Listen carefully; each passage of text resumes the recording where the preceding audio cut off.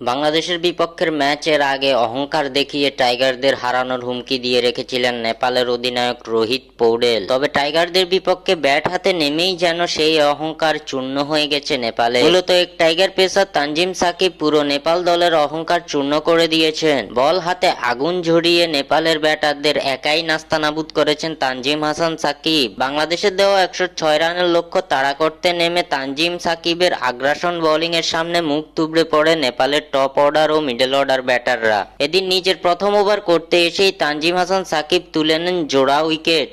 Opener Kushal ভুট্টেল ও অনিল কুমার সার wicket তুলে নেন তানজিম হাসান সাকিব। এরপর নিজের দ্বিতীয় ওভার করতে এসে নেপালের অধিনায়ক রোহিত পৌডেলের উইকেটটিও শিকার করেন এই পেসার। তৃতীয় ওভারটি মেইডেন দিয়েছেন তানজিম সাকিব। সাকিবের আগ্রাসন বোলিং এর কাছে রীতিমতো হাবুডুবু খাচ্ছিল নেপালের ব্যাটাররা। নিজের কোটা শেষ ওভারের শেষ বলে সাকিব শিকার করেন আরও একটি উইকেট। এবার তানজিম হাসান সাকিবের শিকারে সন্দীপ জোড়া। এদিন মাত্র 1.75 ইকোনমি রেটে 4 ওভার বোলিং করে এক মেইডেনের পাশাপাশি মাত্র 7 রানে 4 উইকেট শিকার করেন তানজিম হাসান সাকিব। এটি তানজিম হাসান সাকিবের আন্তর্জাতিক টি-20 ক্যারিয়ারের সেরা বোলিং ফিগার।